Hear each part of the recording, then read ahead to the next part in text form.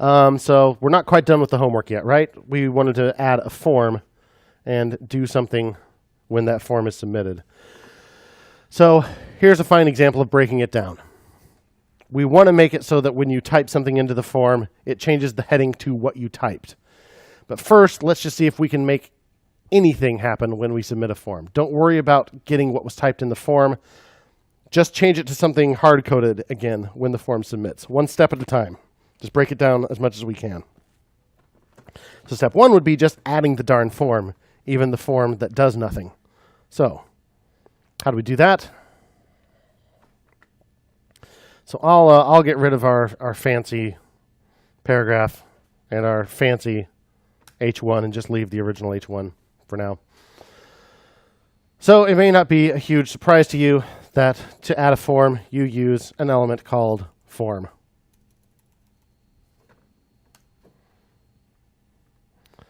And we do want a text field in that form. That is an input. So input, dang it. Input type equals text. Type equals text is the default, but I do recommend that you be specific. So say type equals text. And notice this is the first empty element we've used. In other words, there is no closing tag. It's one tag only. An empty element that has no contents. So now we have an input, and we should have a button too. So let's add a button back here. Now in this case, this should be a submit button, not just any old button. So I'm going to put type equals submit. Now you may know that you can also say input type equals submit and get a submit button. I prefer button over input type submit just because buttons have actual contents. So you're not limited to just putting text inside them. You can put an image or anything you want. You can put anything in between the opening and closing button tags. Now I'm just going to put update heading or something still, but it's always nice not to just label your buttons something generic like submit, because what does that mean?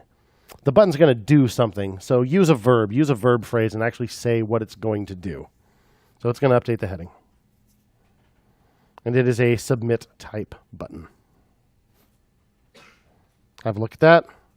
Oh, isn't it beautiful? So for right now, again, I'm not worried about whether it gets what I've typed in here. I'm just going to make it do anything when I submit that thing. So what do I need to do differently?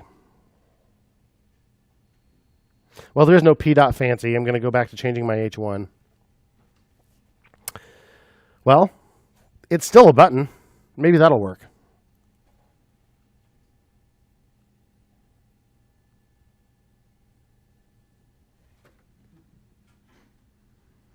Watch it real quick. Watch carefully. Click, boom. So it did change very, very briefly, right? So what's the problem here? The problem is that some events have default behavior in the DOM. So besides the event listener that we added, there's some default behavior associated with submitting a form. And since this is a submit button, clicking that button actually submits the dang form. And submitting the form means something. Forms have an action attribute that tells it a URL to submit to. If you don't supply that, it will submit to itself. But it will want to submit somewhere, by golly. And you'll notice after we did that, the URL changed slightly. Now it's got a question mark there. If we'd given our input a name, let's do that. So what's this going to be? We'll keep I don't know. Are we maintaining a list of Chris's or a list of movies that have Chris's in them and then categorizing them by Chris?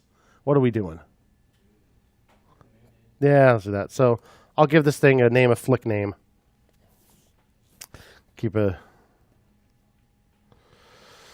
Now if I submit this, I get question mark flick name equals nothing in particular. So if I type something in there, we'll What's a good Chris movie? What's a good Chris movie? Eli, right? Thor, Ragnarok. I agree with you. That is a good Chris movie.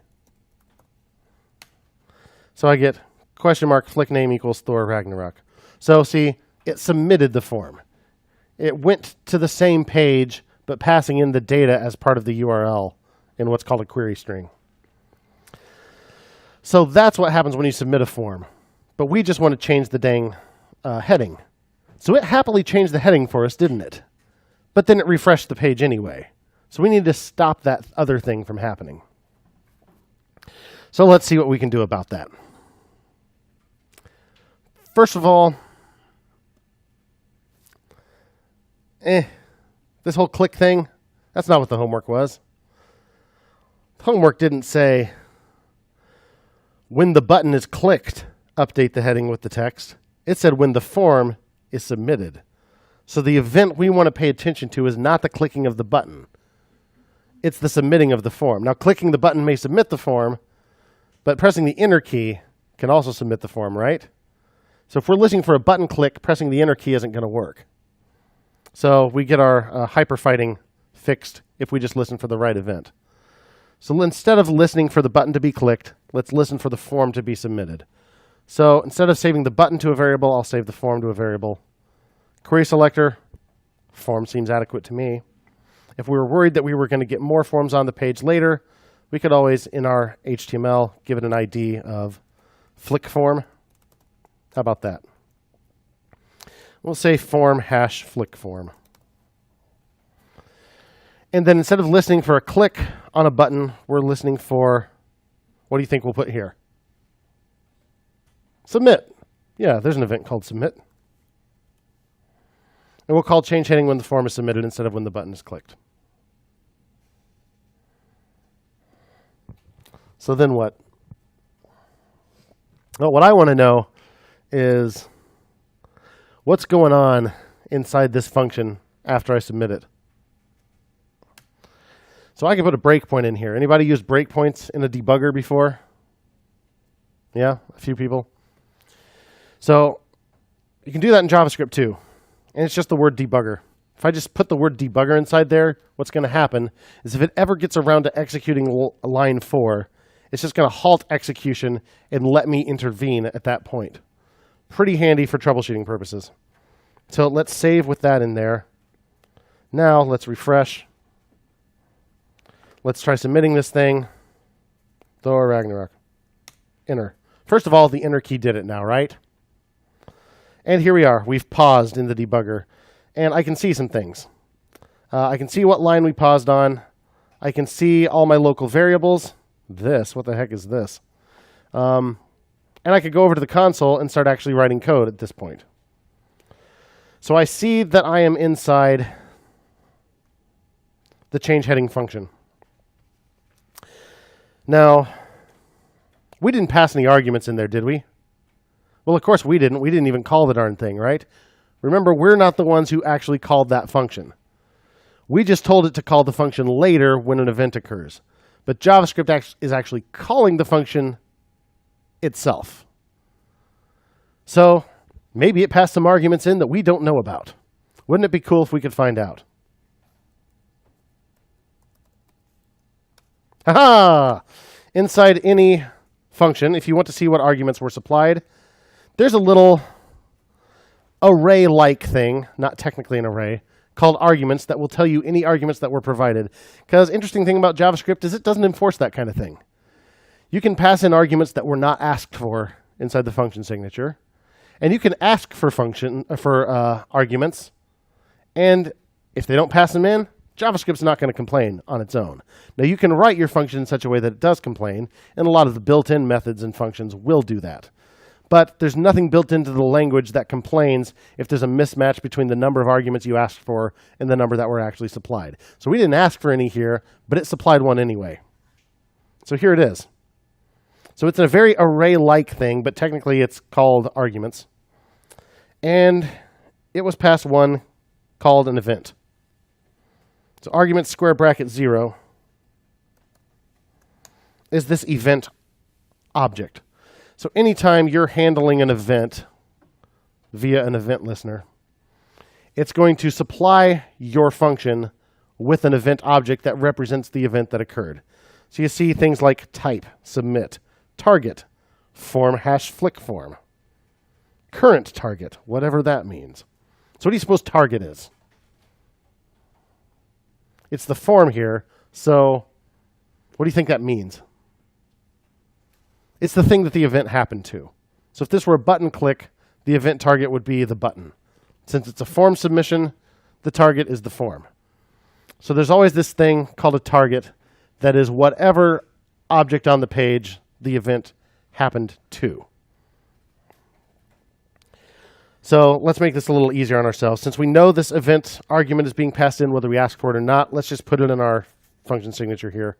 I'm just going to call it EV for short. Variable names, use good variable names.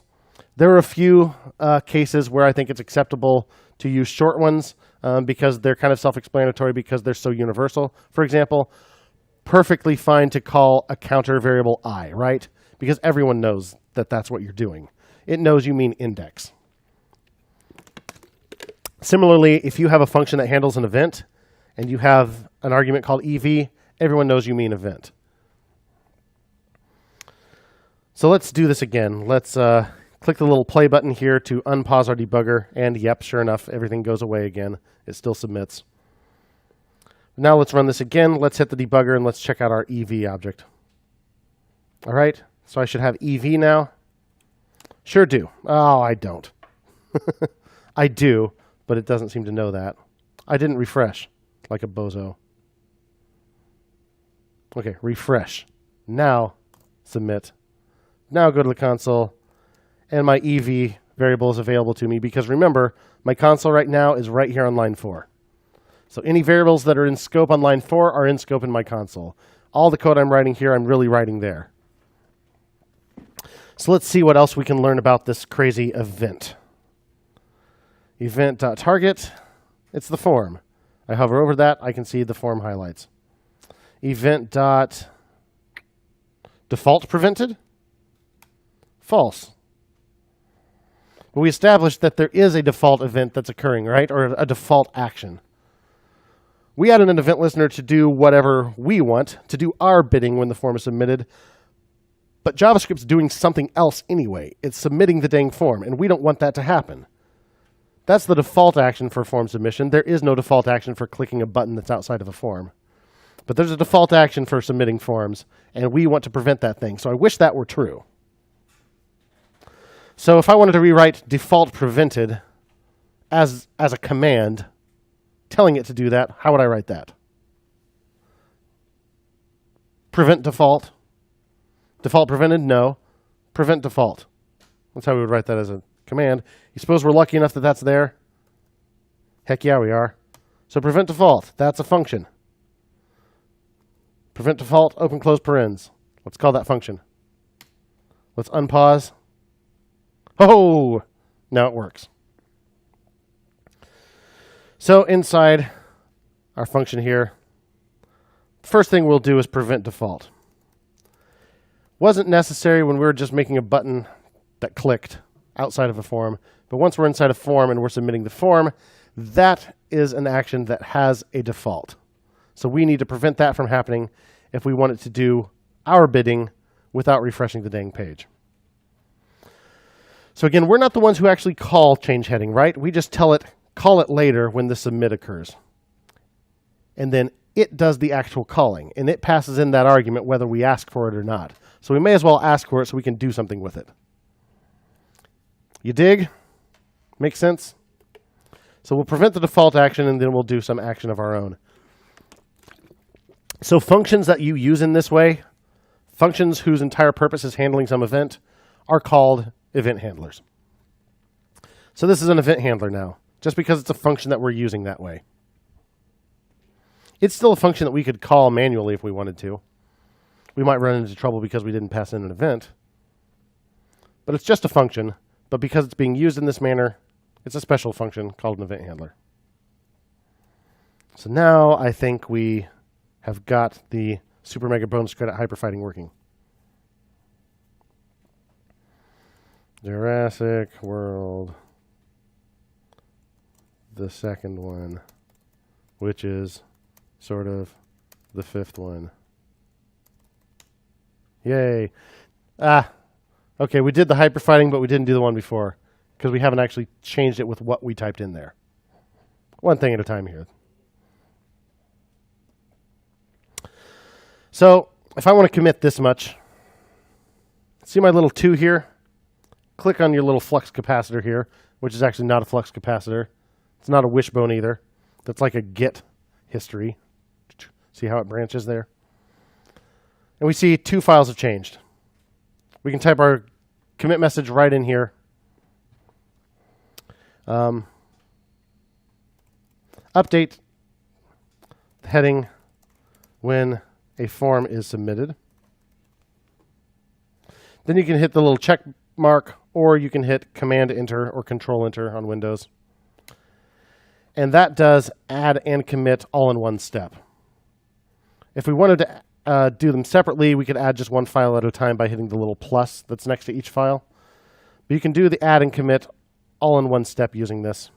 And it's just a little easier and faster because we don't have to go back out to the command line. So now we've committed it to our history locally. We can push it up to GitHub from here too. The little ellipsis menu up here has push. So hit push there and go back out to GitHub. We say I have 6 commits now, and the latest one was update the heading when a form is submitted. Cool. So I'm going to suggest we use the Git integration that's built into Visual Studio Code because that's really easy and fast, and it makes it really quick to check which files have changed too. So we'll use that. I'm not going to insist on doing things the hard way. Questions?